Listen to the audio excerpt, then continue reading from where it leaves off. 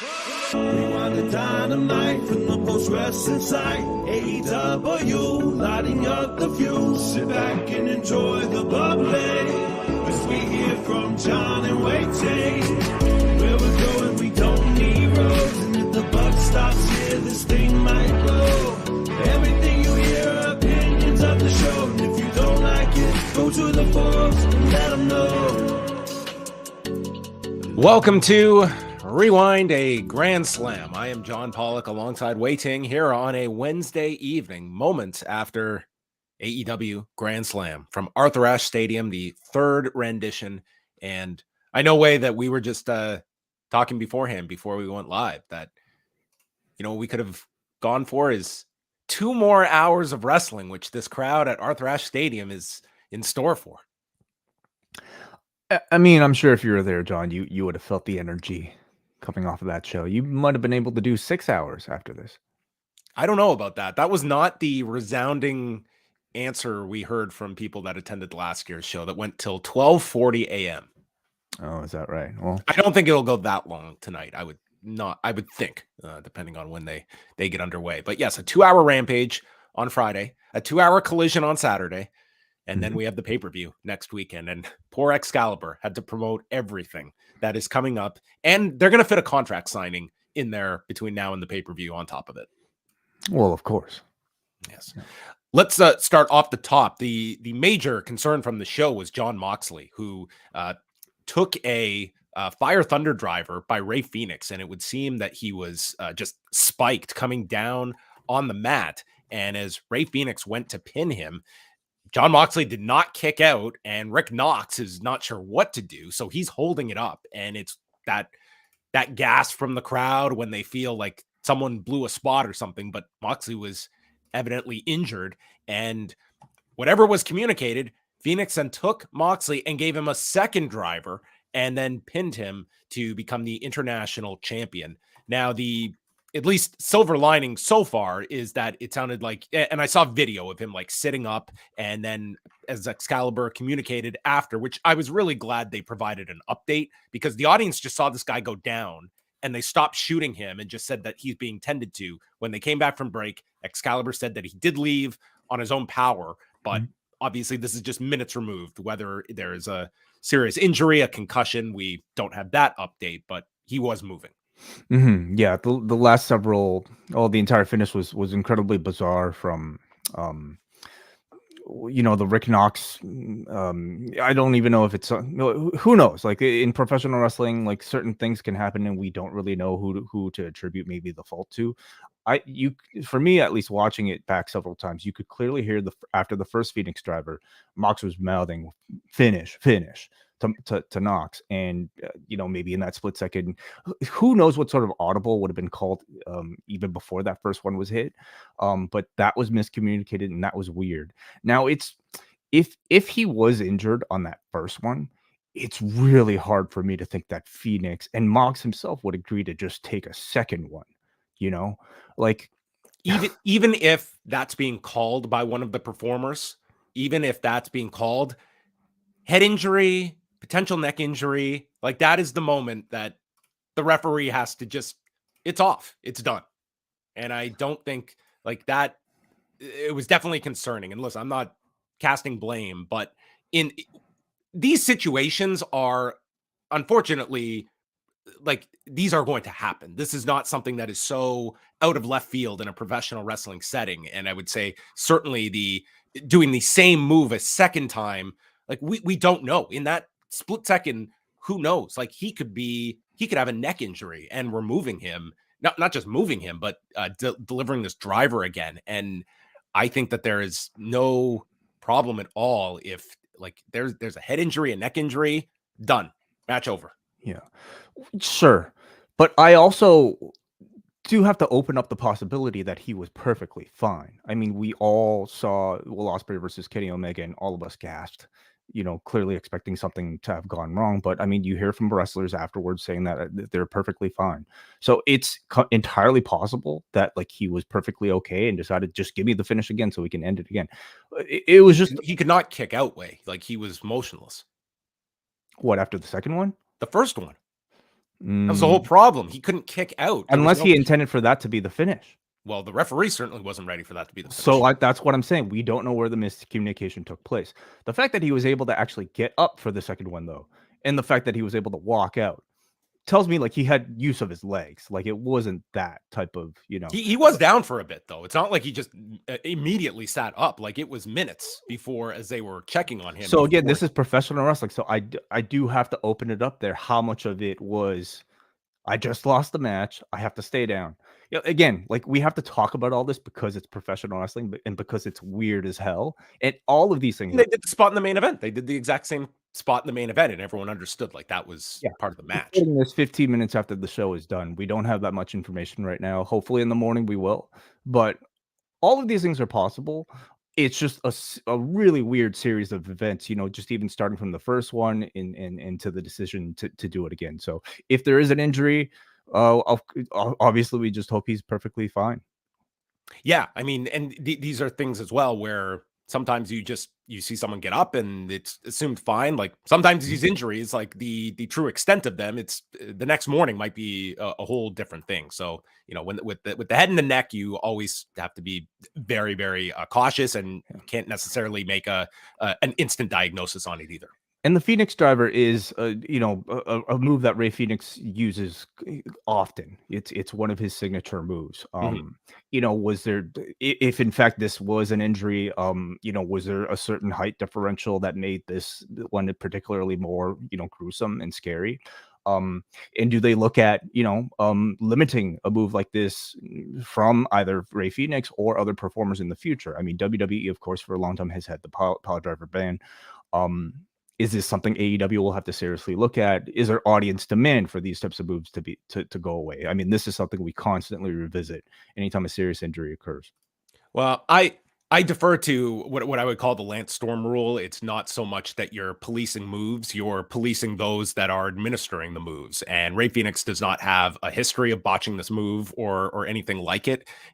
These things like this is just a matter of inches, and you can see people have like slowed down this move. If you care to see, like it just looks like he was just down a little bit too much, and the head just connected. But this, you are trying to simulate a paralyzing maneuver, and sometimes you are just these things will happen. I don't think it calls for a removal of a move. I think you look at performers, and if there is a repeated issue, someone is not experienced enough, or it's like we've seen this move so many times without problem. Yeah, it's a debate that I think we'll have for a long time. But only one time could be too much, with something like this. So we'll learn more tomorrow. All right. We will go through some of the news, but if you want to get a catch up on some of the other items, there was a huge feature in the LA Times today on Vince McMahon and going into his history. Someone was tasked with write a story about the history of Vince McMahon and the ongoing investigations by the SEC and Department of Justice. So this writer went in and covered everything from the Ring Boy scandal to the Montreal screw job, and then brought us up to the present. So Brandon and I spent a lot of time chatting about that, as well as having Bill from WrestleTix in his first ever interview joining us. So that was a great discussion. If you are a ticket nerd, this is the conversation for you, where we go through all the different trends, how Bill kind of got into this, which he has become one of the go-to people when it comes for ticket data in the pro wrestling space, and overall trends that we're seeing with AEW and WWE of late. And we'll get into the Arthur Ashe numbers because they had a big movement this week. We can actually discuss it now. So about a week ago, they were just over around like 6,200 tickets, give or take. And at the last check before the show started tonight, they were right at about 10,000 tickets distributed. So there was a huge movement, especially the last couple of days, where we had seen over the last week, they were doing the 2-for-1 offer, but they also sent like their big guns to do a lot of media in the New York market. And I think that, combined with a card that looked very attractive on paper, there was a big kind of last minute decision makers that opted to go to this, and we'll see hopefully what the gate turns out to be in comparison to other events at Arthur Ashe Stadium, because the first year they had the over 20,000 people. But last year was actually a larger gate. And this one of the complaints we did see was like extremely high ticket prices, especially for your, like, we were talking nearly $600 for some of the higher price seats for this particular event with AEW. But I guess, how would you assess just the promotion of this event, Way? And did that change at all over this last week? Because this was looking to be a potential, disappointing number. I can't say 10,000 is disappointing unless, year one is your comparison point. Well, maybe kind of going back to our discussion about the, all-ins, paid attendance versus turnstile count. I mean, ultimately what matters is how much money they made, in my opinion. I mean, there's I think a good deal of, positive PR that you get from being able to advertise a higher number of people being in the building, being able to advertise a certain sellout crowd. Certainly the aesthetic of it, appeal of it is a big difference maker. But ultimately, I think how much money they make is going to be the big, definer of how successful this event was, how successful promotion was. I think there are going to be lessons to be learned here from, though, like from this entire run for Grand Slam. And I heard a lot of people saying that this year they just simply priced the tickets too high, and you can understand why, given like the aftermarket for previous years, that they would decide to get the jump on that. And if scalpers are going to make all this money, why don't we just price these tickets at a higher level? But clearly it was a bit too high, and especially you're talking about a company right now that for whatever reason the live experience is not as much of a priority for your common AEW fan right now.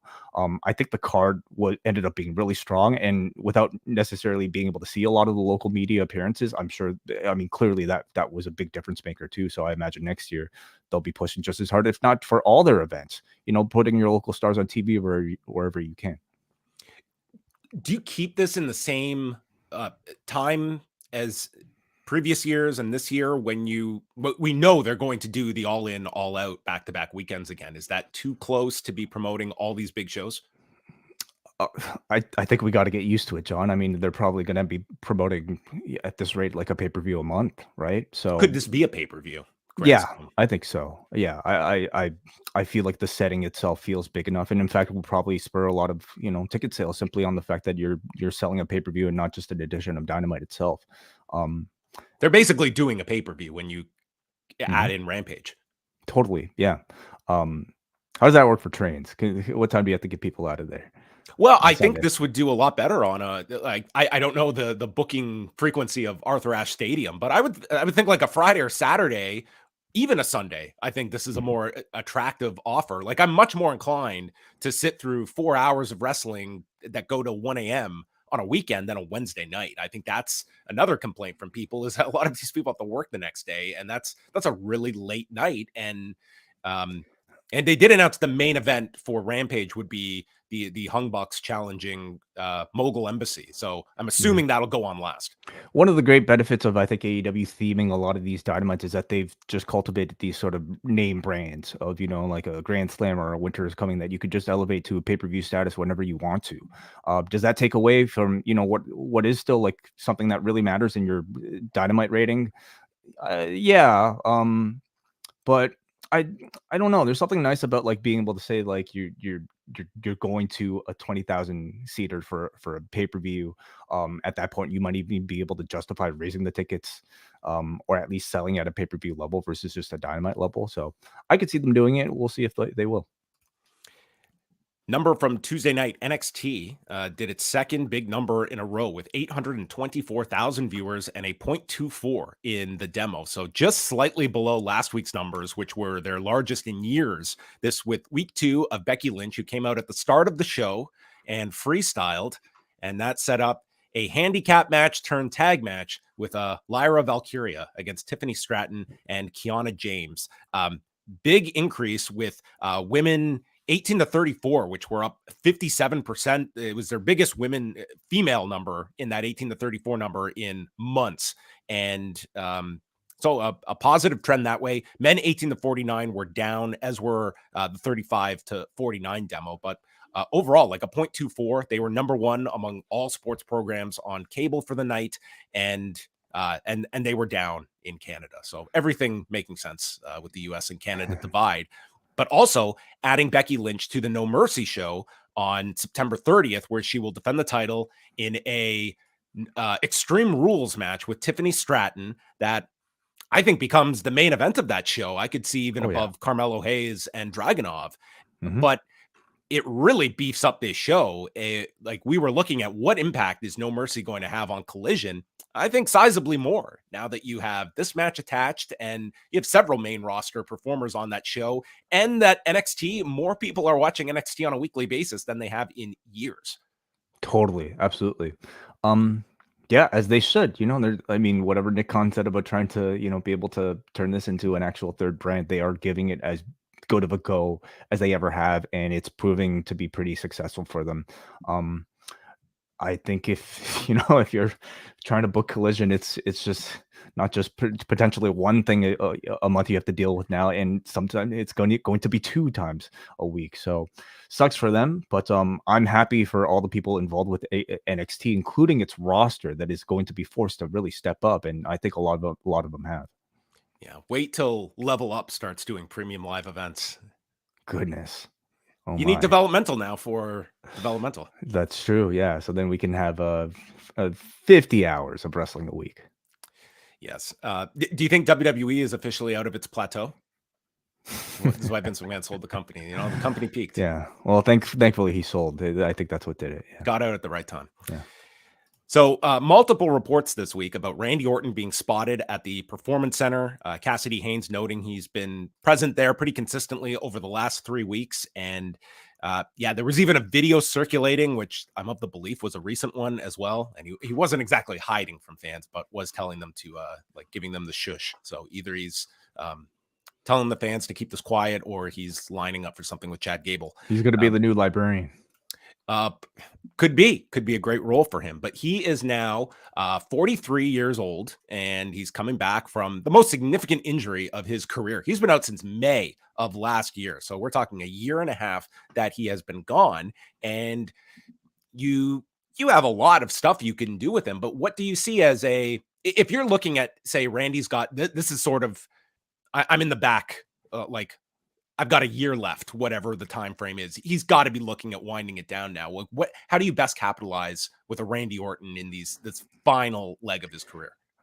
I mean, I think you try to do as much as you can by billing him at the very top of the card, and whether that's challenging Roman Reigns, getting maybe not having him actually with the title, but like getting a good program, maybe even a series of programs out of that, or on the other side of things, him working as a heel against a Seth Rollins or as a babyface against Gunther. Like, you throw him in the top mix.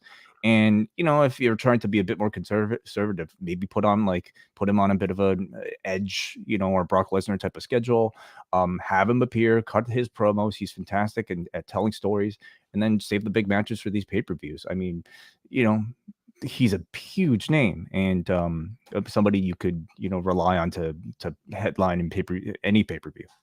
He's been gone for such a long time. I mean, he was, and at a point in his career, like, there was certainly a long period where I think Randy Orton had just become, he was just like the curtains in your living room. You're just always kind of like a Dolph Ziggler. I mean, not current Dolph Ziggler, but like on a similar level of a Dolph Ziggler. Exactly, somebody who's just always there, doesn't really spike anything. And I think he had one of the most transparent tells of when he was interested in something and when he was not interested in something, and that became very clear. But these last few years, he seemed very invigorated by what he was doing and the Riddle program, and that's one that obviously they could pick up on. Riddle status, I guess, TBA, but like that's a big program that they have to finish still. Yeah, and the big one was the injury angle was at the hands of the bloodline, and it would be a shame if he comes back and they just forget about that. Like, that would be awful storytelling that he doesn't come back, and like, that was the whole point of an angle, is you come back for something, and that can feed into a big match with Reigns, and it also can put him on Raw, where Jey Uso is one of the culprits of his attack, and it's another guy that has the issue with Jey Uso. So there's a lot there, and the fact that he is, consistently like working out, it's probably an imminent return. Maybe he stays in NXT. Could do that as well. I mean, Hank Walker and Tank Ledger are not guiding their careers themselves. You could join the Meta 4. The Meta 5? The Meta 5, yeah. Okay. Go over the Heritage Cup. Yeah, they can all get their Matrix attire together. Maybe he wants to oversee the finals of the Global Heritage Invitational. Mm-hmm. Maybe. I don't know if it quite captured the G1 drama of the math, but we saw WWE generate a tournament based on round robin and points, and we're at the finish line, and it made sense. It was better than the Bound for Glory series. That is true. Yeah, everybody had an equal number of matches. So here's an interesting story. WWE are in another legal dispute, so get ready. So this was made known on Wednesday, and these notes come from Brandon Thurston, who has gone through the case and some of the highlights. So WWE struck a deal with Panini to be their exclusive trading card licensee, and they came to this agreement in October of 2021, but the deal didn't go into effect until the first quarter of 2022. So in March of 2022, they also announced this deal with Fanatics that would start to oversee their collectibles, and also would take over WWE's physical and digital trading cards once the Panini deal expires, which was a 4-year deal. So this was like WWE. They went on a date and met someone. And at the end of it, they were like, are we going to see each other again? And the guy's just head over heels and says, I'd love to, but I just got married. So I'm going to leave her, but I can't just get divorced so quickly. We basically just got married. So just give me a few years. And today was, daddy's moving out. And thus WWE finds themselves. So they notified Panini on August 28th without any warning. This is all from the Panini side in the filing, that WWE just essentially contacted them and said, we are ending the deal. And they want to have Panini wants to have this termination invalidated. Like, we have years left on this deal. And they stated WWE never raised any issue with our past performance. They accepted our royalty payments. They even praised us for tripling their business. So WWE apparently stated they had a provision where they could terminate the deal if Panini did not engage in good faith. But this provisional period ended in June of last year. So that's also not it. And then on top of it, WWE, they want out of this, and they also want a lump sum of $5.6 million because that was the minimum amount of royalties due under this 4-year agreement. And so again, this is Panini's argument, which it just sounds so one-sided that there has to be more of a side to this, or not, and it's just insane. But it just sounds like WWE's like, yeah, we're done with you. We'd like this cash payment. We don't want to honor the rest of this agreement, and we just want to give the exclusive trading card license agreement to Fanatics, who are waiting to take this over, and we don't want to go till 2026. We just are going to pull the plug now.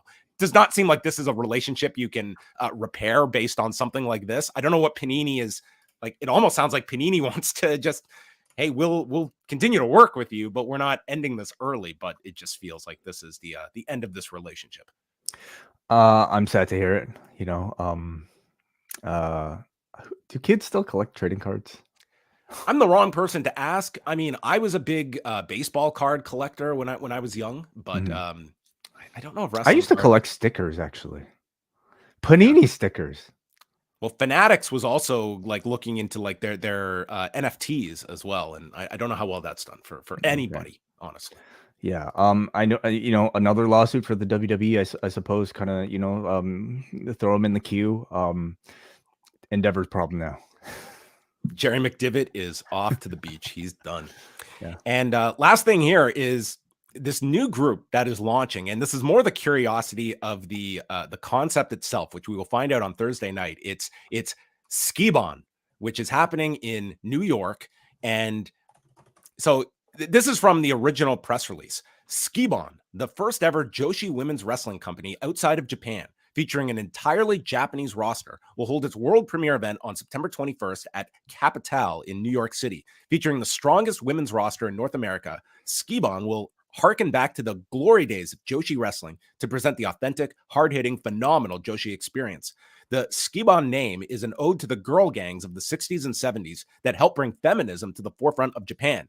Sukeban's roster features many of the world's best wrestlers portraying new characters that they have helped influence and create. The company's 4 stables, the Vandals, Harajuku Stars, Cherry Bomb Girls, and Dangerous Liaisons, feud with one another to reach the apex of Sukeban. So there was going to be some kind of broadcast component to this, and they revealed on Thursday it will air on TikTok.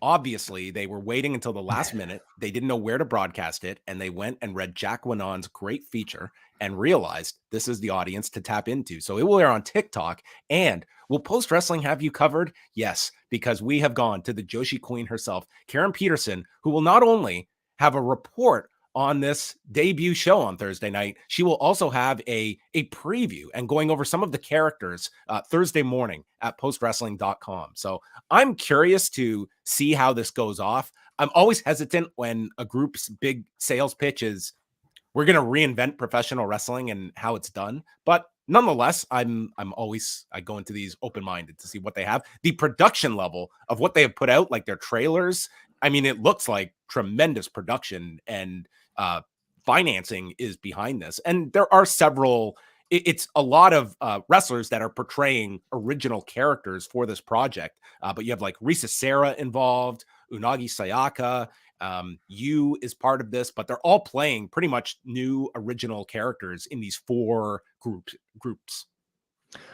I think it sounds fantastic. I think Joshi is such an untapped presentation for a North American audience that I feel like the amount of times that I've tried to get into Stardom and I've really had difficulty because of either I don't know, lack of clarity about scheduling, or just lack of available translations and everything like that is pretty staggering. And I think there's a real craving for high quality women's wrestling and colorful characters. I mean, it sounds like it might be a version of WoW, but with good wrestling.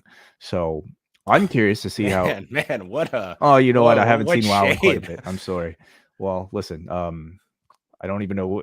I can't even name a character on WoW at this point. Is Caged Heat still a thing? I don't think that, not in this iteration. Dealt a lot of pain. Is she still involved? I don't want to out myself as someone that does not keep up with women of wrestling every week. I'm my limits. I can't watch everything, but I'm going to try and watch this at some point this week. So that's debuting Thursday night. If you want to check that out. So you're going to have to download TikTok now? I might have to. I do not have TikTok. So what do you do? Can you stream? You can stream. I've never streamed anything beyond, I have actually used TikTok, but never to stream something that is longer than a couple seconds. So maybe you could film your reaction on TikTok. That would not be fun for anyone involved. Oh, come on. Old man John trying to follow this on TikTok. But now we go on over, and postwrestling.com is where you can go for everything in your life. All your needs come there. Wai and I will be doing, the Café will have 4 straight shows starting Thursday. We've got the Last of McGuinness review for this week's Rewind-A-Wai. That will be dropping Thursday evening as we go back and review the Nigel McGuinness documentary from about a decade ago. And then Friday night, we're live after SmackDown, 10 Eastern, Collision Course Saturday, and then Sunday, Karen Peterson and Bruce Lord will be chatting Destruction in Kobe with Will Ospreay taking on Yota Tsuji. So 4 straight days of Café shows, $6, gets you access for the month, and multiple bonus shows each and every week. And even a bonus on top of the bonuses, because we have postmarks coming out on Saturday with Bruce and David talking to Corey, frequent caller on Fridays here on Post Wrestling. So I'm looking forward to that a lot. Okay, check out all of that. And tonight we get into Grand Slam from Arthur Ashe Stadium. Off the top, we have Excalibur, Taz, and Shivani joined by Ian Riccaboni for the title versus title match. And we have Claudio warming up where he knees Yuta right in the liver. And then Kingston is this was just great, setting the scene here. He's with Penta and Alex Abrahantes in the back, and Eddie Kingston was just giant star walking out, and everyone's chanting for Eddie. So great atmosphere at the beginning. So obviously, Eddie Kingston is a huge fan of Toshiaki Kawada, And it was not lost on a lot of people when Claudio walked out in green and white as well. And in fact, like he was wearing a Rivera jacket, but it was very much in the same color and style as Mitsuharu Misawa when he would walk out for his entrances wearing that shiny white jacket with those green trunks. So clearly paying tribute. And I would even extend that to these like backstage sort of walkout moments that felt very All Japan like. So, very much so, like going back to the the big Budokan main event type of atmosphere and the walkthrough from the back. So very cool for all of that. And so we start things, and they get into a big chop battle. They go to the floor. An Hurricane lands for Eddie Kingston, but this was a first. Claudio used his head to block it. You ever try this? I think when you shave your head automatically becomes that much harder and resistant. Well, I don't know if he's got titanium in there, but this worked, and Eddie sold his hand from hitting the man's head. So hey, the skull is a pretty hard part. It hurts. I know. Yeah.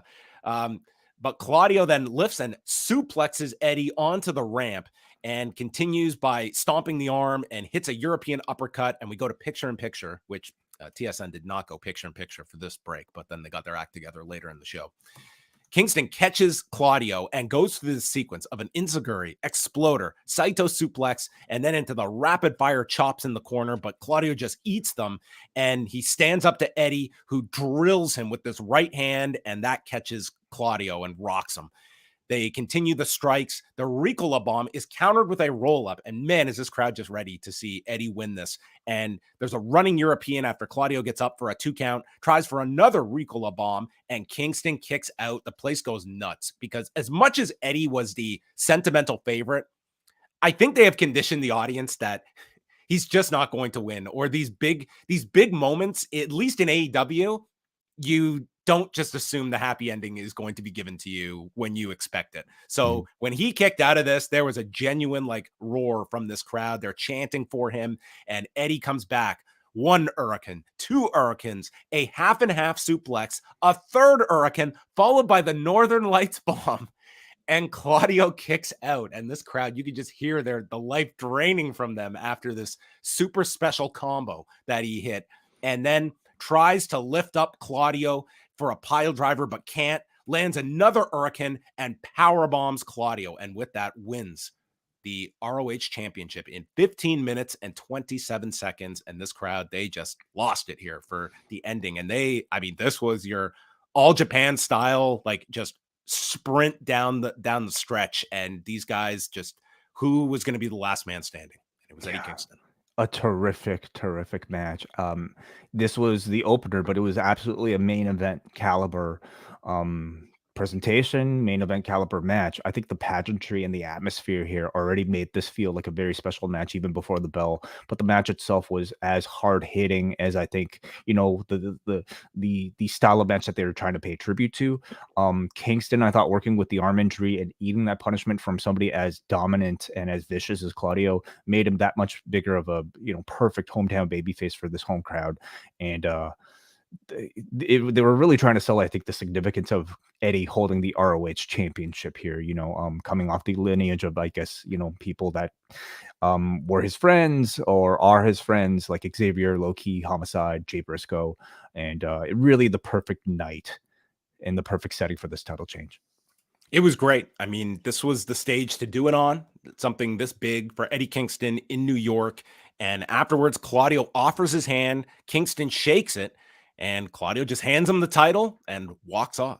I love that Claudio simply like shook his hand and immediately left, as if to, just like convey that his ego was severely hurt as a result of all this. But he's still like the BCC guys are noble enough that they will still shake your hand and respect the code of honor afterwards. How would you assess this Claudio run?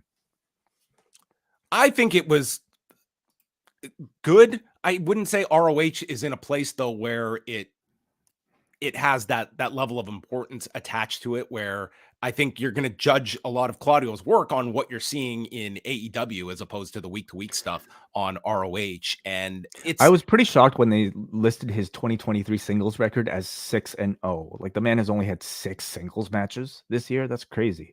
So it tells you we've seen a lot of him in multi-mans.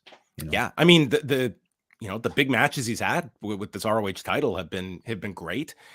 I watched this, and like at the bare minimum, I think like this should be the balancing act. Like Eddie Kingston should not be exclusive on Honor Club, and it should be like this title match should not have been on Honor Club. I wouldn't have even done this on an ROH pay-per-view. Like the way things turned out with the G1, I think this was a better setting for it, and just made the title feel that much more important in front of 10,000 people instead of in front of 5. The question of exactly what your aim is for Ring of Honor and Honor Club, I think, continues to be, an interesting one that I wonder if they even really know. They have so many masters to serve. A Ring of Honor was purchased without AEW Collision needing. But this was a self-created master to serve. Like this is not being thrust upon them. Like they have voluntarily taken on this extra priority in putting together another 2-hour wrestling show with championships, with pay-per-views, and the argument of like, could ROH exist as just a pay-per-view entity? Like, obviously they don't want to do that. And if they can eventually sell ROH, great. But like it's, I don't know. It to me is not, it's fine as a development place, but I think for your key people, like an Athena, I don't think she should be just strictly on Honor Club herself either. I don't think that is, it's not enough of a hook that people are signing up for it. And I think it kind of, shields Athena away from larger fan base. But you can also make the argument that if Athena hasn't had this run, would she have, I think, been as fully realized of a character as she is now? Like I'm looking at it, and maybe they are at this point looking at ROH like they're developmental, the place where you kind of like put people out of the spotlight in order for them to really develop their characters and find new life before re-debuting them. It doesn't feel like it's that sort of like fully developed of an idea as NXT yet. But we'll see. Like I think how often they use Eddie Kingston and how significant of a program on ROH and Honor Club will tell a whole lot. We go back to last week, and Roderick Strong is in the hospital with the Kingdom praying and reading his get well cards, and Adam Cole shows up. Taven and Bennett have to go. They've got to leave for Grand Slam. And Cole then tells Roderick, I've also got to go because MJF has a big match. And Roderick's like, what about me? And then we look at him in the background and he just says, just frickin' go.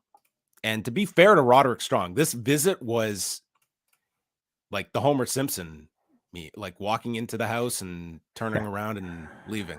It was about I mean, they give you a lot of sympathy for Roderick Strong. Grandpa Simpson. Yes, exactly. Like this was a 15-second visit. It'd be like, did you pay for parking to come say hi? Like this feels like you felt to check off the box. Saw my best friend in the hospital. I can now get this off my conscience. Like he stopped his car in the emergency lot and didn't want to get ticketed. Yeah, so my 4-ways are on in the front. I'm blocking the emergency entrance for an ambulance. I think that was the idea sort of they wanted to convey. They want to give you a little bit of ambiguity of who exactly is right here. Does Roderick Strong have a point that Cole has been a bad friend? And I would say very much so. This was a very campy segment, but I don't think it was maybe as offensive nor as drawn out as maybe some of the MJF and Cole segments might have been, because I've heard a lot of people get really turned off. Like a lot of the people that used to watch ROH or AEW for sports like storytelling, they really don't like those MJF and Cole segments. I'm not as like offended by them anymore because I know they worked. But all I'm saying is I don't think this was that. This felt a lot more like, Mankind and Vince McMahon. And in the end, it told you a story. It gave you, a reason to feel whether or not you agree with Roderick Strong. These friends of yours, they're not going to be watching the Bullet Train match, are they? Yeah, I doubt it. Maybe out of curiosity, if I force them to, but yeah. Renee spoke with Christian and Luchasaurus, and Christian said he's bored of Darby. And so his idea to cure his boredom is that in addition to facing you in a tag match on Friday, how about we have a triple threat match on Saturday with Luchasaurus and you for the TNT Championship, which he calls a handicap match. I mean, triple threat match. And Sting is not allowed at ringside. And you're going to have as much chance as the Yankees and Mets do this year. 0. Ooh. Boo. The Yankees lost again tonight to the Jays. The Jays are they're turning it up, man. They beat the Red Sox on Saturday and Sunday, beat the Yankees last night, beat them again tonight. Well, Christian really should have shouted tonight's result. for a Toronto guy, right? He should have had that MLB app I was talking about. He would have been on top of things. He could brag about Toronto beating the Yankees.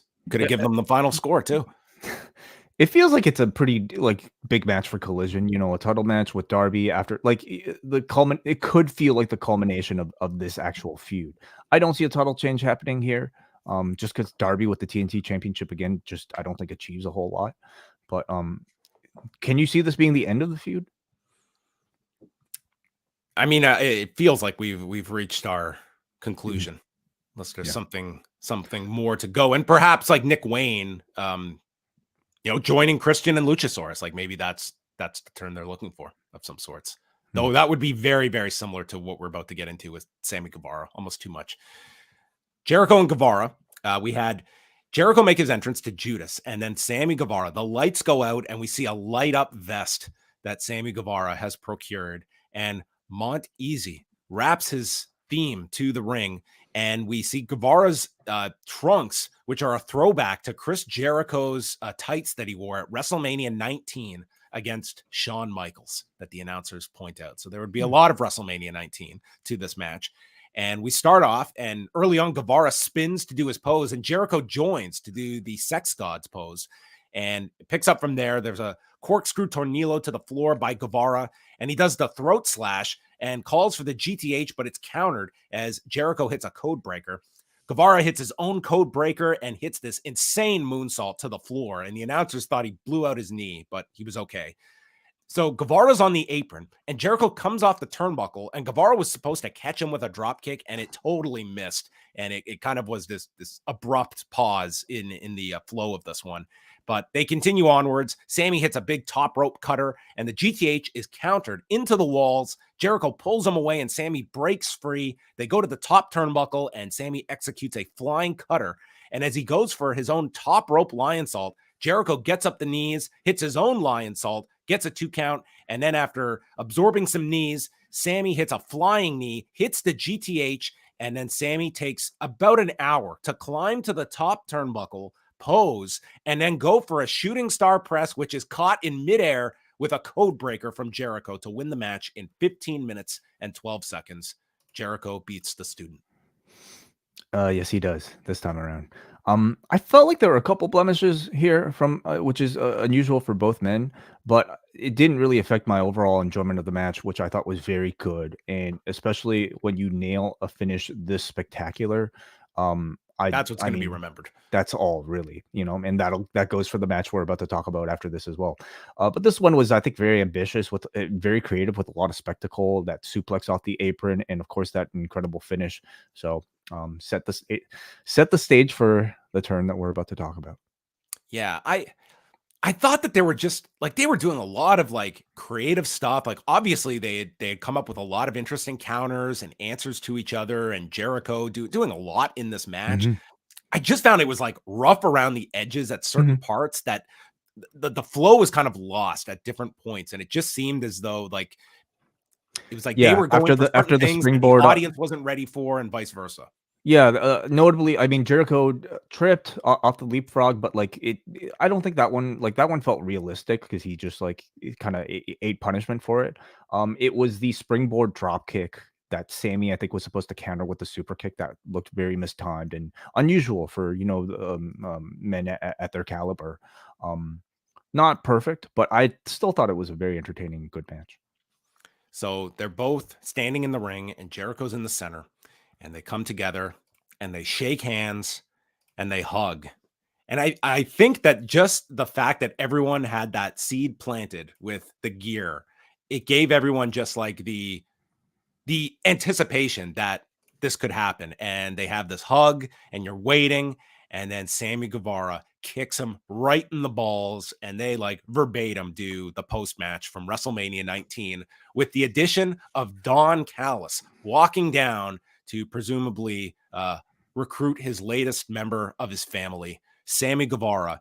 And a great angle to end the show or to end the match. And the audience, you got the big reaction you would have desired for a big turn like this with Sammy. And it looks like they will not go for those tag titles. No. Which, I mean, I'm not really that upset about at this point. I think this is the right. I mean, it's been the right time for Sammy to really kind of go off on his own and maybe work a program with Jericho to elevate, hopefully, himself to the next level. Do they do the rematch in Seattle? Oh, For the okay. pay-per-view. Right. Yes, you're right. So then, but what tights do they wear at that point? Maybe Jericho can go to that awful poo-colored tights that Sean wore at that Survivor Series. Remember those? Trying not to remember them. Yes, I do remember them. They're Those really bad. boots, like one of the worst looks of his career. Yeah, and not to really kind of like stay on this for too long, but and ultimately it doesn't matter. But I do have to question why Aussie Open had to lose to these two when there was no intention for them to actually go for these championships. Yeah, they were kind of collateral damage in this, although they are and they are building those guys up for this big match with FTR. You could have maybe found a different team if this was the end result. That You could Aussie have let them Open. lose. Like you could have had Jericho and Sammy lose to get to this match. You're right. Yeah, you could have done that totally. Or whatever. It's fine.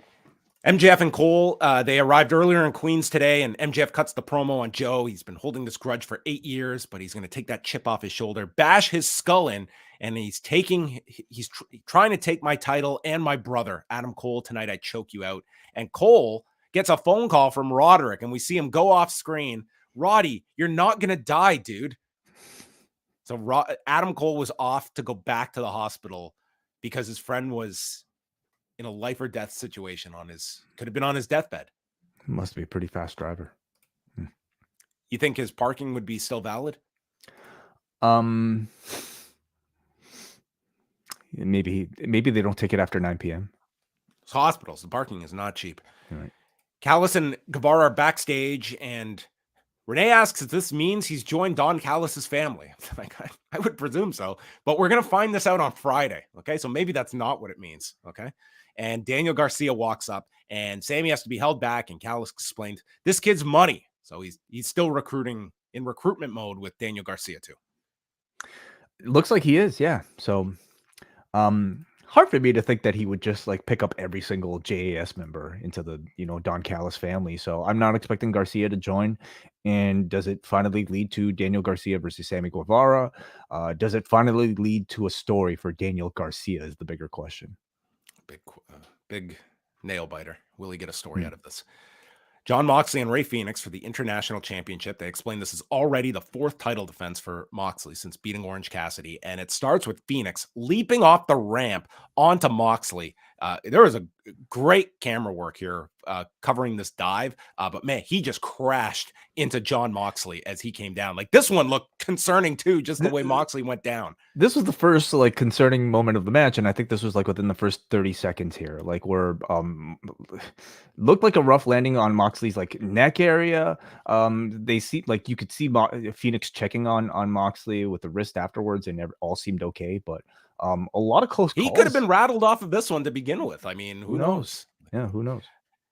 So Fenix is getting beaten down for a while, but comes back with a frog splash, and Moxley's up inside out lariat and gives him the middle finger. Then Moxley drapes him on the rail, and Fenix then just leaps off the top. Or sorry, Moxley is draped on the rail, and this is when Fenix leaps off the top and just crashes down on Moxley on this guardrail. After the break, there's a pile driver inside the ring by Moxley, and he's knocked down with the Senton Itomiko, and then Fenix lifts him up for the Phoenix driver, and the referee is counting 1, 2, and this was one where it wasn't even like a slight movement. Moxley was not moving, and Rick Knox just holds up the hand, and the crowd doesn't know what to make of this. Crowd shit on it immediately. Which they're just they are so trained to look at this as someone screwed up instead of someone's hurt. And yeah, I mean, it's natural. It's just the audience realizing something has gone wrong. But then he lifts him up, hits him with a second one, and pins him to win the title. And it was this odd dichotomy where Moxley is being tended to. They took the camera off him, and Fenix is celebrating this gigantic win. And then, yeah, we just got the update after the break, and hopefully tomorrow something more clear. But at least he was moving, which obviously is a positive sign. Yeah, a lot of again, like we talked about it off the top of the show, a lot of possibilities here. Just really clearly something failed and something did not go right. And I see a lot of people like blaming Rick Knox. I I don't think you could definitively say that like he did anything wrong here other than maybe not hear Mox, when it was the finish. Like, we don't exactly know if there were audibles called. We don't know if there was an intended finish that like didn't go well. Obviously, the finish didn't go as planned, but like we don't know where the communication broke down. So without knowing it, it's hard to really be able to place any sort of blame. I have to imagine there was an excuse for all of this that would make I mean, you had perfect three sense. people, like all of the wires could be crossed. Mhm. Like for all we know, like Moxley was calling the spot. Like, let's just go to like you don't We know. don't know. Like We don't know. that's yeah, Yeah. really hard to game plan something like this. But I think overall, like I'm always going to defer to the just like I'm very against like the let's just get to the finish as like that's the ultimate Mhm. conclusion we have to when we're talking heads and necks. Like that to me is like I don't think we're in an era anymore where like an audience is going to have a poor reaction to that call. I think Right. this is an But audience with that's much more concerned with the well-being of these performers. Right. But whether or not that was actually what happened here, I don't think we can definitively say either, right? But now we have a pretty surprising title change. Again, don't know if this was always supposed to be the plan or if this was the audible, but like Mox was supposed to be the guy to really carry that international championship off of Orange Cassidy into sort of the next level. Like you've established that this could be something that main events a pay-per-view. And unfortunately, with Rey Fenix at this point, somebody who really has not been featured at all in any significant storylines on AEW throughout these past several years, it feels more like a mid-card title. So we'll see where they go from here. Like they could always just, I guess, put it back on Mox if he's healthy, or put it from Phoenix to somebody else, or they can make a real run with Rey Fenix, which I think they That should. would be my option. Yeah. That'd be my option. Let Phoenix go. I mean, Phoenix is a lot higher on the pecking order for me than Cassidy was when he won this title. And I think, Mhm. you put a weekly Phoenix match on television. I think that's like he's an underutilized performer of Completely. He and and his brother. one of the biggest in this company. We had a video with promos. So Rampage is also going to feature a four-way number one contenders match for the ROH tag titles with the Righteous, Best Friends, the Hardys, and the Kingdom, with the winners challenging Cole and MJF at Wrestle Dream. So that will be the MJF Adam Cole match for Seattle. Hmm. Saraya and Toni Storm. Storm comes out, new theme music, black and white filter for her entrance. Love it. Every week they are making these improvements, and this audience was so into this, and they helped make this match that much more. But Mhm. I mean, the Toni Storm stuff, this has been one of the better characters that they have developed in AEW in a long time. And I would have never guessed it would have come out of the Outcasts, which I mean, I don't know how long they've been together, but like for the better part of their entire existence, I thought they were one of the worst, like creative sort of like things going on in AEW. But out of it, I think you have like three really strong performers right now, each, with their own thing. But the strongest of which is being Toni Storm, which they continue to fully realize here. I love this entrance. It is absolutely perfect. What she did with RJ City on Saturday was excellent as well. That I is actually is perfect for RJ City. So If there was um, a role he was born for, look, yeah, this character was it. yeah. So, I mean, they had a lot of like fun stuff in this match. Toni climbs under the ring and Ruby yanks her out, and she's got a pair of slippers that she starts using, and the referee takes one of them away. So Storm gets the other and nails Saraya with it to set up a near fall. And the match continues. There's during the picture in picture, I guess way you just see it all Mhm. uncut, but this is during the picture in picture. There's a draping DDT off the apron by Toni Storm, then a sunset bomb inside of the ring. I'm like, they're doing more in the picture in picture, and Yeah. the comedy was what like I was getting. So we come back. Toni rips off the bottom turnbuckle. She's going to break Saraya's neck with the hip attack, and she gets the spray paint can, but Soho takes away the spray paint can, passes it to Saraya, and behind the ref's back, she sprays it in Toni's eyes and hits the nightcap and kicks out. And this was the first like major reaction. Like this crowd bit on all of these near falls. Mhm. However, they go right in on Toni Storm. Not a speck of paint on her from this spray paint can.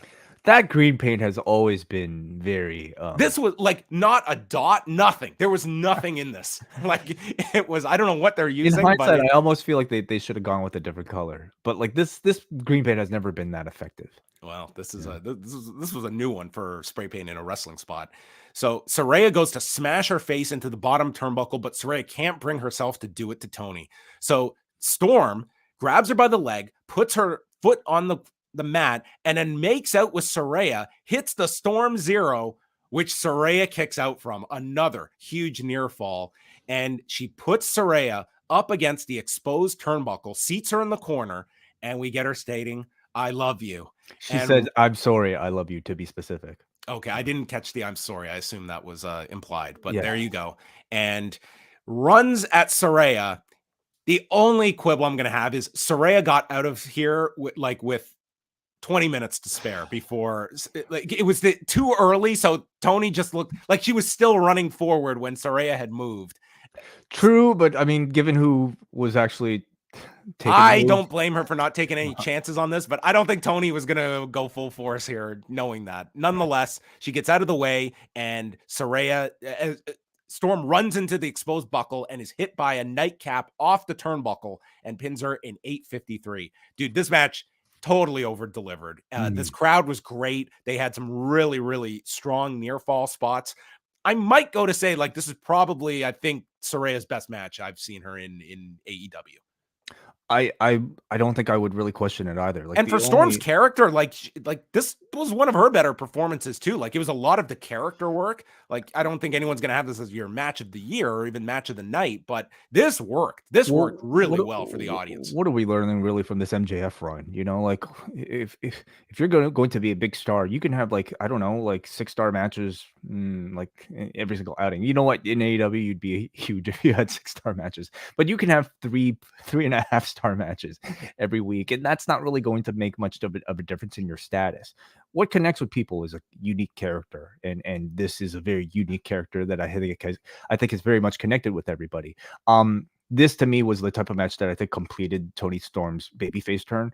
They happened to find a great storyline entering this match for them to play out, with, I guess, Saraya wanting to slap the crazy out of Toni Storm, which is so dumb, but it's great heel logic and sets up for a wonderful series of comebacks from Toni Storm. Now you finally have Toni Storm be able to wrestle like the old Toni Storm, but with a completely captivating babyface character. So I loved all the work they did. I loved when she, like, kissed Saraya as this sort of unexpected, like, yeah, like, I'm crazy type of thing. The "I'm sorry, I love you" moment I thought was very funny too. Like, it was equal parts, maybe story with a little bit of comedy in there, but really great wrestling. That's, to me, maybe the biggest surprise is the fact that we got a really good Saraya wrestling in-ring performance here. So very good. You know, at Victory Road, when Tommy Dreamer's career was on the line against Kenny King, he did the "I'm sorry, I hate you" as his setup. Oh, well. What an enduring spot that has become now, like, what, 15 years since Sean did that? There's a lot of Sean on this show. Dude, I mean, yeah, there was a lot of Sean on this show. So, yeah, really enjoyable match. I enjoyed that a lot more than I thought I would. And the result that I think we were expecting I don't want to see this program end. I think, like, these three work together. Like, I don't want to, like, Toni Storm's going to be fine, but I don't want to see Toni Storm, like, win a championship. The more she loses, like, she can get away with, like, these losses, but I mean, this is not going to last forever, this pairing, but it does work, and you still have, like, Ruby in the mix here too. So Friday night's 2-hour special has Sting and Darby against Christian and Luchasaurus, Orange Cassidy, Chris Statlander, and Hook against Menard, Angelo Parker, and Anna Jay. The Hardys, Righteous Kingdom, and Best Friends in the #1 contenders match. Mike Santana in action. The Acclaimed against the Dark Order for the AEW Trios titles. Julia Hart against Sky Blue, and the Mogul Embassy against the Hung Bucks for the ROH Trios titles. So we have 2 Trios championship matches on this show. They have a lot of titles, John. Maybe they can join and there can be a 6-man team championship. Really? Okay. Well, I think that's another championship that they could potentially introduce. The 12-man. I'm not. Never mind. I don't know. Yeah. I'm trying to meld the Acclaimed with the Hung Bucks. I don't want to go there. Yeah, not right now. That's on Saturday. On Friday. Saturday's Collision has Cage, Luchasaurus, and Darby for the TNT title. Andrade against Jay White. RVD Wrestling in Grand Rapids, Michigan. FTR and the Workhorsemen for the tag titles. And Ricky Starks against Bryan Danielson in a Texas death match. I would say both nights have their highlights attached to them. I don't know if this is... I feel Collision we're going to see this weekend. If it's the last 2 weeks, it's been 0.15s. And this kind of feels like that's going to be the barometer of a Collision against college football. I see this one being right in that same range, but it's a good lineup. Like Starks and Danielson are coming off an unbelievable match, and this probably is going to be of similar caliber, which makes me concerned when it's Danielson going out there for one of these matches again. Right. Well, like he said, Ricky really did a great job of protecting him, and there were a lot of bells and whistles there. So hopefully they can manage the same. They're making a real effort. Last week, I mean, on paper, I don't think that card looked any special, but this week they're trying to definitely come back with something a lot stronger and Grand Slam worthy, I would say. What about a Grand Rapids death match? What would that entail? You ever been to Grand Rapids? I've never been to Grand Rapids. I don't think I have. Did we go through Grand Rapids? I don't know. I have as a child, believe it or not. I don't remember a thing from it, so I don't know what they would put in a Grand Rapids death match.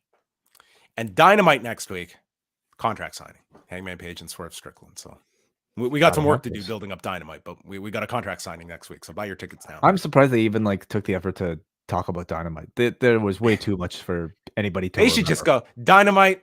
We know you're tuning in anyway next Wednesday. Yeah. So find out what we're going to present you.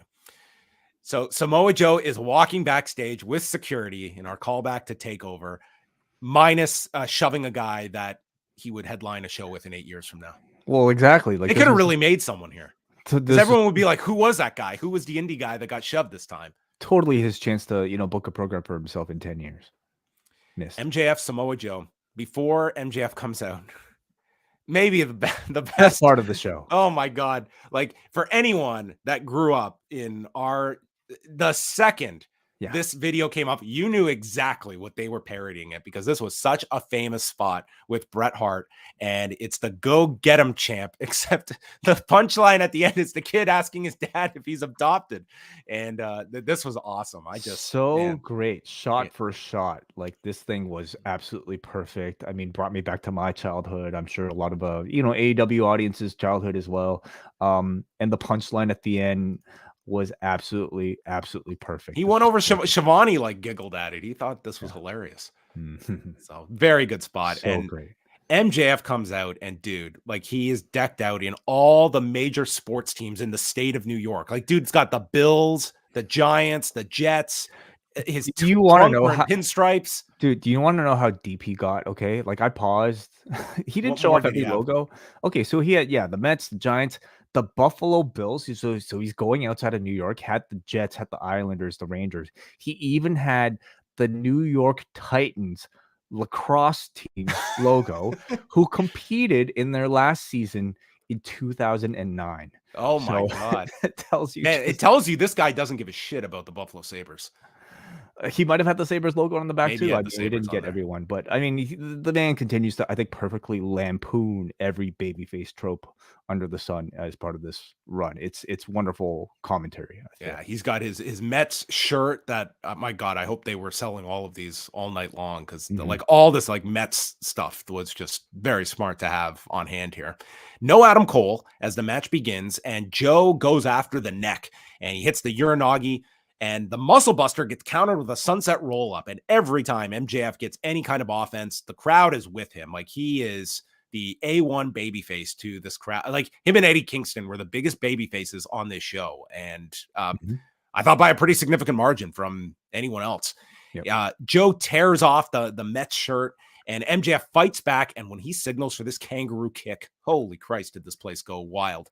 And he hits it. Joe goes to the floor, and the place is cheering for him. But then he goes back to selling the neck, and he's telling the crowd, cheer me on. It's like medicine. And Joe comes back and hits him with the nastiest-looking Death Valley driver onto the edge of the apron. Now, they showed the replay. The replay, it didn't look as bad. The first angle, I thought his spine was like shattered. It looked so rough the way he went down. Not just that, but like his fall onto the floor after the apron, like looked kind of scary as well. Ugh. So he is dead on the floor and is thrown back in, kicks out. Joe pulls out a table and puts him through it with a uranagi, removes the floor padding and pile drives MJF onto the floor. And there's the evilest smirk on Joe's face as the doctors come to check on him. So this is like an hour after we've seen the Jon Moxley deal, and they're checking on MJF, and Joe attacks the medical staff and takes MJF and puts him back into the ring. MJF comes back and he manages a Liger bomb. Crowd is going crazy for him. He hits a low blow that the referee misses as he takes out the dynamite diamond ring, which is caught by Turner. And I don't know why Paul Turner can't just take this ring and put it into his pocket, because he's got to lean out of the ring to physically remove this ring, this giant piece of silver from the ring. And that allows Joe to kick him low and hits the muscle buster. And this generates a massive near fall. Like, everyone thought, wow, this guy could win it. There's not going to be a foot on the rope. They're too far out, but the crowd goes nuts. Joe is stunned. He brought out this was a Ruby justifiable. Okay. That's well, they really like built up the muscle buster as like a crippling move for a guy with a broken neck. Right. So they completely earned this near fall.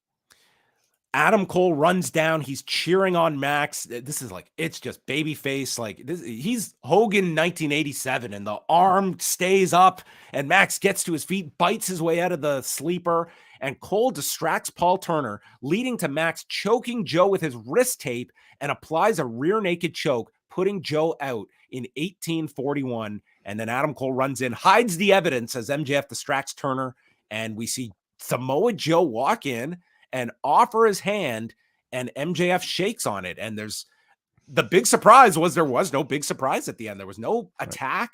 There was no angle. It was just MJF won. MJF kicked out of the muscle buster, delivered on his promise, choking out Joe, and Joe shakes his hand afterwards. I didn't know about the handshake at the end. Well, I mean, they could be turning Joe babyface. You know, that might be just something they might be doing. So great.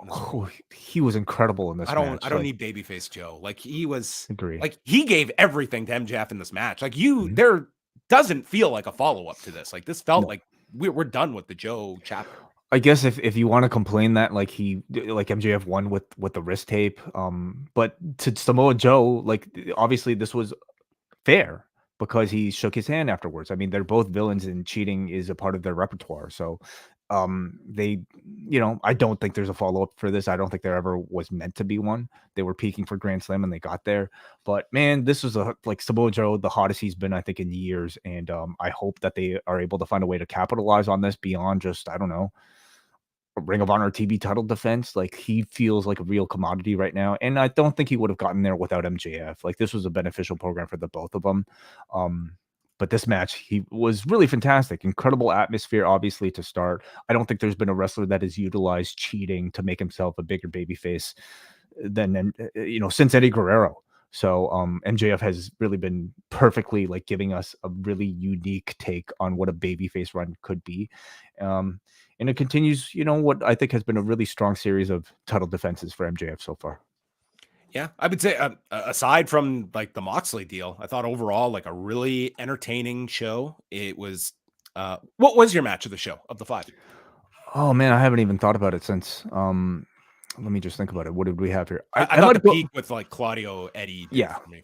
I think so too. As a full-on match, I thought the main event was very well done as well. So I mean, those two were probably the highs. But throughout the show, I mean, crowd was the hottest for the main event, and they had seen a lot in those 2 hours already. But that was like MJF is a tremendous, like, this babyface role is like, they are totally behind this guy, and this was the market for it. And yeah, it certainly like this felt like a 10 times bigger match than this. Well, presumably Kingdom match you're getting in Seattle next pay-per-view. But he's not supposed to be the lead guy. Like, he's not the main draw for Seattle. Danielson Zach. Should he be? Like, is Danielson Zach Yeah, when That's you're talking strong enough. pay-per-view, well, when you're talking pay-per-view, I mean, I do agree. Like, you should probably have a title defense. But they're clearly pacing him, whether it's to protect him from injury or to maybe spread the wealth of those, individual title matches. Because how many weeks are there till Wrestle Dream? It's dude, next week's to go home. It's a Right. week from this Sunday. Yeah. So you have like, a week and a half to continue. Could they have meaningfully like told us a challenger story in that time? Or I would it mean, the just be- argument would have been, would the tag titles have been better suited here with Joe and MJF at the pay-per-view? Right. But I mean, at the same time, You had to tell. this is a big show, and they, I think, felt the need to, like, they wanted to push tickets. And to their credit, this last week, like, they got a big bump in tickets that they moved for this show. And like MJF and Joe was the big match that was solidified last Wednesday. Yeah, I mean, for Seattle, I mean, Danielson as a top main eventer, I think makes a lot of sense. Swerve and Page feels like a big match for that show as well. Yeah, that'll be the big focus of the next week and a half. I don't know. I'm not feeling this Wrestle Dream being like this, like, giant pay-per-view number, at least not right now. You think it'll do worse than All Out? Which we still don't have numbers for. But so All Out, it looks like it's going to be below 100,000. Okay. I don't know. It's a lot to ask of people. All Out was lower than I thought it was going to be, and Wrestle Dream, like I think I'll put it this way: today, I feel Wrestle Dream is a lot closer to All Out's number than All In's. I think it'll do better simply because, like, you're spacing your pricing demands of the audience apart. But what is the long game here? If the goal is something on Max, then the buy rate maybe is not that big of a problem as much as building the name brand of a Wrestle Dream as a pay-per-view level event. Mm-hmm. Well, we are going to take your feedback if you want to share your thoughts. Super chats are also welcome if you want to throw in any questions at us. And on the subject of questions, next week we are doing the Ask Away mailbag show. So you can go over the next week, forum.postwrestling.com, post your questions, and that show will be out next Thursday. All questions are welcome, and they're always some of our most fun shows to do, covering many, many subjects. And why don't we open it up to actually everybody who, even if you're not a patron, which you should be, of course, but if you want to leave a voicemail, you can go to memo.fm/postwrestling, memo.fm/postwrestling, and you can, I believe you have like a 60-second time limit. Just be able to just ask whatever you want, and we'll play it on the Post Wrestling Cafe. Great idea. Yes. So for the next week, we'll be doing that show next Thursday. So memo.fm/postwrestling. Questions about anything, we will answer almost every single question. Yes. Did you hear Brandon really thumbs down Love After Divorce? Didn't seem too interested. Thurston? Oh, yes. Yeah. Oh, I didn't get to that part. He's not watching Love After the Divorce. That's a shocker. He was a very adamant no when I asked if he was interested. I'm looking for quarter-hour ratings for Love After Divorce, episode 9 in particular. So can we get those? Hours consumed of Love After Divorce. Okay, let's go. Any super chats or feedback we will go to now. Let's go to Jake here, who sends $5, who says, Rick Knox was just reckless here. He let Mox take another dangerous driver after that. Refs should count to 3 no matter what if one can't kick out. Yeah, we did touch on this, Jake, earlier. I don't think you can lay the blame solely on Rick Knox right now without knowing the full story. And again, like, the edict to count to 3 no matter what is not up to one particular referee. It's up to the company. That's why everybody in WWE does it, is because that's what the referees are told to do. We don't know what they tell AEW referees to do. So don't know if we could blame Rick Knox.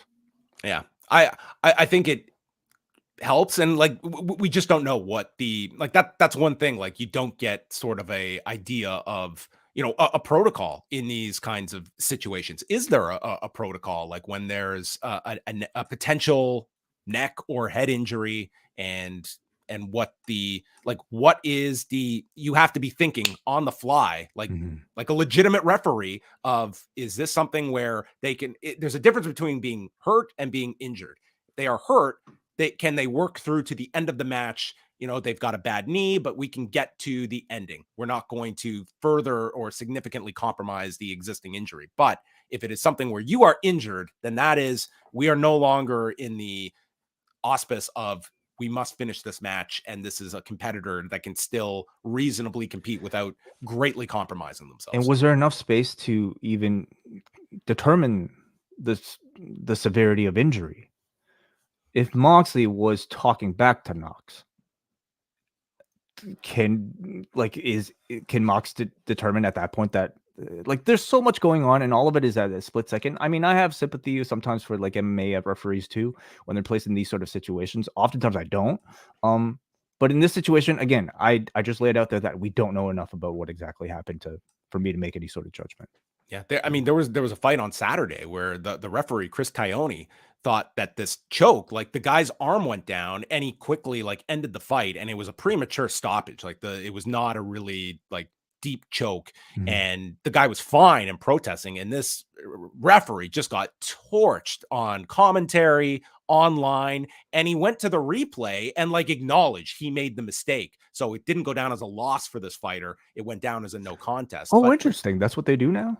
You have the ability on like a fight ending sequence. You can just go to the replay, but you've got to think like a lot of referees like might not want to admit their failure here on national television, but like he owned the mistake and didn't allow a loss to go on this fighter's record by his error in judgment. But you're taught, like a lot of referees, it's call it a strike too early rather than a strike too late. We'd rather you err on the side of caution. And wrestling, it's different. But obviously, a pro wrestling referee is very different from an MMA referee. We are not comparing them in that sense. But it's more so about the idea of like people that are in charge of protecting. I'm saying these are split-second decisions. Yes, and this is when a pro wrestling referee is in the line of like, you are the safety harness in a situation like this, where you are not just playing a character, you are the quarterback of this situation. And when there is a legitimate injury, like you do have to be the person that is going to steer this ship.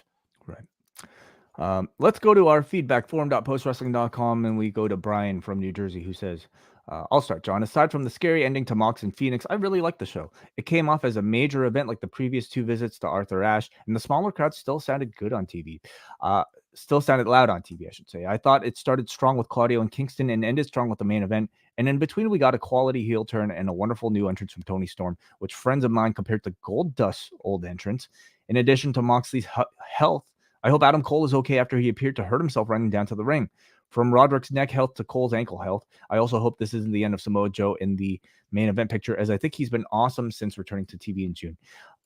I didn't notice the Cole leap. I saw him run down. I didn't like register anything. I mean, he was on his feet the whole post match. So I don't know.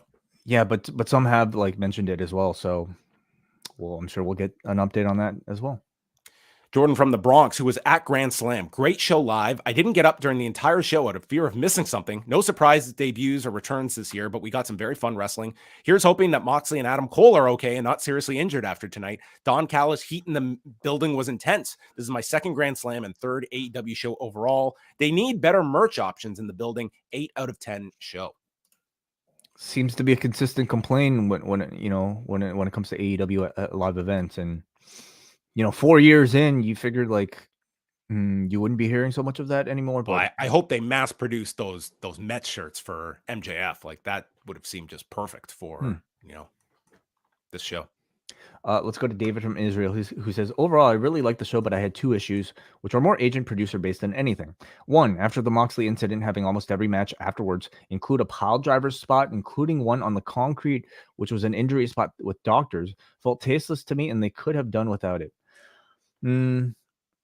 I didn't have an issue with it. It's unfortunate that it happened to Moxley, but I mean, these matches are mapped out and there was a reason for like the Joe spot, like that was an important spot in the match. And the whole story of the match was a man working over, like selling his injured neck. That is the MJF character currently. And it's a lot to ask for them to throw out their entire main event. And the Saraya match was kind of built around her neck too. Like we had both those matches to follow, and necks were key parts of the story for each. Yeah. Now, there are going to be potentially extreme circumstances where like you do have to do something like that. Like you do have to completely throw it out. Again, we don't know enough about the Mox thing to even be able to say like what happened there. I don't fault MJF and Joe at all for for doing all that. Let's go number 2. AEW needs to be consistent with how submissions work referee-wise. Wade MJF get the 3-arm lifts method during a choke, and then in the same match, the finish at the ref immediately waved the match away during a similar choke on Joe. To me, this kind of inconsistency takes me out of the match, and I wish they could create a more universal approach to submissions. Having 2 different versions in the same match is the wrong choice, in my opinion. I think that's a fair complaint. It's done because one's a babyface spot with the arms going up, but it is a very dated pro wrestling spot that I think it kind of leans on your audience that is somewhat like understanding of like how these things really work. Like if someone was in a choke, you're not lifting the guy's arm 3 times. You're never touching the guy's arm. But in this case, I mean, it did generate a huge pop when it's like if that UFC ref did the 3-arm raising, would he not have received as much blowback from the audience? Maybe it's MMA that needs to learn from pro wrestling. But I think there would be way more worse examples that would be a result of someone asleep with their arm going down 3 times. But I think that's a fair criticism. If that's the finish of the match and you're sort of doing both these submission finishes, like you do not get the 3 arms up too often. I can't even remember the last time I saw the 3-arm spot. Like it happens every now and then. Finish, you mean? I mean, you still see it often, but like not for a finish. I can't even think of too many I see too often. Like it's not really that significant of a spot in most matches. Like it's just, Cody from Maine, wishing the best for Moxley and Adam Cole. Man, you and I totally whiffed on this, this Adam Cole thing. We were getting ready for the show, I guess. Brian Alvarez says he's on the way to the hospital. Ooh, all right. Well, that's unfortunate. Yeah, because they've got the pay-per-view next week. Fingers crossed at neither. Really unfortunate for Cole. I mean, he's on such a great run, and so hopefully this is not. Okay. Cole is on the way to Brian Alvarez. Moxley was hurt in the Phoenix match, hence the unplanned finish, but he's okay. Cole is on his way to the hospital. There you go. Those incidents aside, this is Cody again. This was a great show that was only made better by the pacing as they let moments properly sink in, from Kingston's title win, Guevara's WrestleMania 19 tribute, the appearance of Don Callis, and the handshake at the end of the main event. In a good way, I was left wondering what's next for a lot of people on this card. Top among them is Toni Storm. Do you see them building towards another match with Saraya? It's tough to see who the next challenger would be. Perhaps Jamie Hayter is close to returning. I recall hearing out for the rest of the year, but things can always change. I think Jamie Hayter still has a bit of time before she should be back. But what about Rosa? What's going on?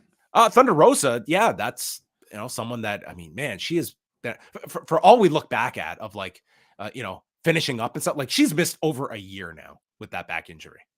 Like it was very serious. It hasn't been that much different from like the amount of time Randy's been out. Like it was only a few months difference as well.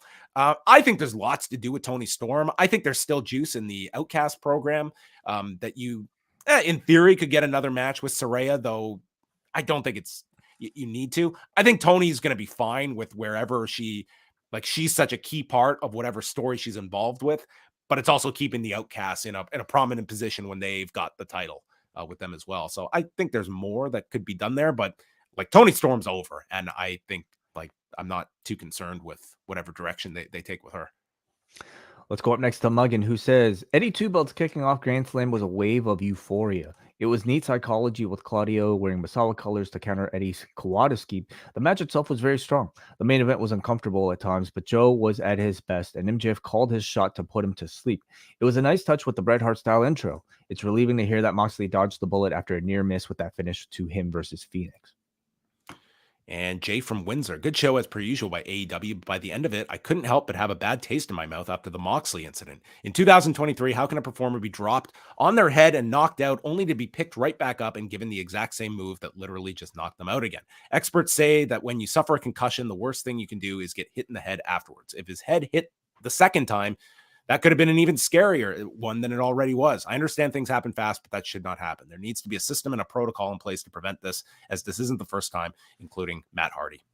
I mean, we have seen lots of examples of this where it has been matches that have continued. And again, I'm not defending it. It's, split second decision-making, and, had things been worse with Moxley, like that could have been devastating. To do such an ambitious move and just moving somebody at that point, like that should be we need professionals handling them. But I think we've gone over this from all the different angles, but I think people can have that reaction, certainly. All right. Well, thank you everyone for the feedback and for tuning in tonight. We are back on Thursday, Rewind-A-Wai number 139, where we are going back to watch The Last of McGuinness documentary. So this is before he went to WWE, before he went to AEW. Where was Nigel McGuinness at the end of 2011 in his career, and how would GoFundMe play a role in all of it? So we will be going through that and a very DIY project taken on by Nigel McGuinness. Like, he pretty much spearheaded this forward, like shot this thing, edited this thing. So I always have like a soft spot for documentaries that are done like this, as opposed to having the enormous budgets and all like a giant staff of editors and such. And we'll give all our thoughts on the story and the production of it. I'm way more interested in talking about this than the WWE one, just because, yeah, like it's all like it's about as DIY of a wrestler's, biography as you can really get. And I thought it was just incredibly vulnerable and honest, because you're, catching him at a time when I feel like he was clearly dealing with depression, in the making of this. And I thought it came out, in this whole documentary, where like, just kind of coming to terms with the end of his career and what he considered to be a failure by never having made it into the WWE because of circumstances out of his control, that being the arm injury and then the Hep B, diagnosis for that time. Anyway, it's not one that I think is like, casual viewing or even repeat viewing, but it's one that I think is very honest. And I look forward to talking about it with you. Yeah, I'm very curious, because the first time we reviewed this, it was like right when it came out, and it's a very different perspective when you know where things turn out for him. Because at the time, it's very different. Like, this is not a documentary where it's designed like, it's like a storytelling where it's the happy ending and or a glimmer of hope even at the end. Like it's a very sobering end. But we'll go into this in detail on Thursday's Rewind-A-Wai, and then Friday night 10 Eastern here with Rewind-A-SmackDown after the show from Glendale, Arizona. So thanks to everybody for tuning in, and that wraps up Rewind-A-Dynamite.